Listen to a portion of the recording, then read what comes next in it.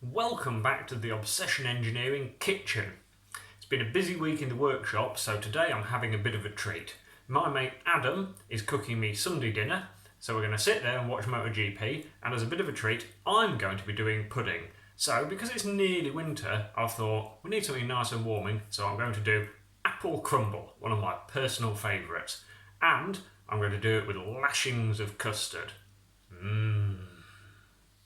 Normally at this stage I'll be preheating the oven, but I'm actually cooking it round at Adam's house. I'm just doing the prep work here. So instead of that oven being 190 degrees preheated, it's not. And so we'll just move on to ingredients and stuff. Okay, with the custard I will admit I'm cheating and using stuff out of tin. What are you going to do? Right, what else are we going to need? Obviously we're going to need some apples. So I've got a couple of big brambly cooking apples. I've actually got a little bit of rhubarb left from the middle of summer when we had some rhubarb. So I'm going to chuck that in for a little alternative flavour. Then we've got a bit of plain flour, some oats, butter, some caster sugar and some light brown soft sugar. I've also got a set of scales, some mixing bowls and a dish to put it in. So, all looks fairly straightforward from here. What I'm looking for is 350 to 400 grams of fruit.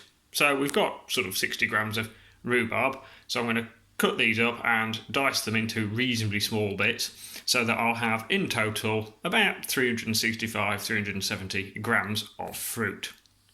If I didn't have the rhubarb in there, 3 large cooking apples would be about right. So there I have 370-ish grams of fruit. Now what I'm going to add into that is 200 grams of caster sugar and 3 tablespoons of plain flour. And that just gives it sort of a bit of consistency and a bit of sweetness to the mixture. And all I'm going to do is going to mix that in by hand and then spread it into the bottom of that bowl. So there I've got my fruit, 200 grams of caster sugar and 3 tablespoons of flour. Again, we've mentioned this before, they call it a tablespoon. It's the only spoon you don't normally have on your table. Ridiculous concept. Could have probably done with a slightly bigger bowl. But what we're going to do, irrelevant of that, is I'm just going to mix it all in a little bit and spread it in the bottom of a bowl. So there I've got my fruit and bits sort of a little bit pressed into the bottom of my baking dish, baking tray, whatever you want to call it. So now we have an empty mixing bowl, and into here we're going to put 200 grams of light brown soft sugar, 80 grams of oats, 200 grams of plain flour and 225 grams of butter. And then we're going to sort of smash it all together and make it into a crumble. Isn't that sort of the idea? 200 grams of light brown soft sugar, 80 grams of oats, 200 grams of plain flour, 225 grams of butter, which I will admit I've cheated a little bit and softened in the microwave. So now what I'm going to do is get my hands in there and give it a right good munching up and really mix it in and blend it in until it's all, crumbly. They say a little bit like breadcrumbs, which seems nonsense because breadcrumbs are like crumble. So I'm going to make it look like crumble. The mixing bowl is empty, but the baking tray is full. My hands are actually that sticky by the time I'd finished mixing it that I just put it straight in the bowl. Previously, I've made this with margarine, and that makes it a little bit more crumbly. With the butter, it seems to bond everything together a bit more, but hopefully it'll taste even better and buttery. So what I'm going to do now is just cling film that over and go and use somebody else's oven. Here we go. It's looking pretty good. Ignore the dirty pots. Well, I won't chastise Adam too much for having not tidied up after main course. But that's looking thermonuclear. So once we've got some custard, we can just wait a couple of days for it to cool down enough to eat it.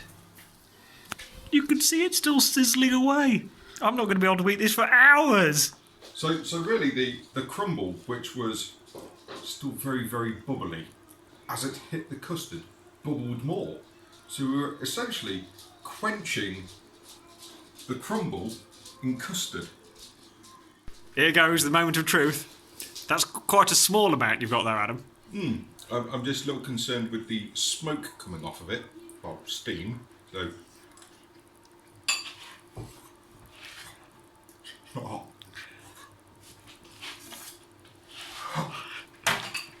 tastes amazing. It's hot. It's really hot. So here we go. Moment of truth. The spoon hasn't quite melted, so we might be safe. Don't believe it. Good temperature. Very good flavour. That's awesome. I've done excellently. It's still steaming.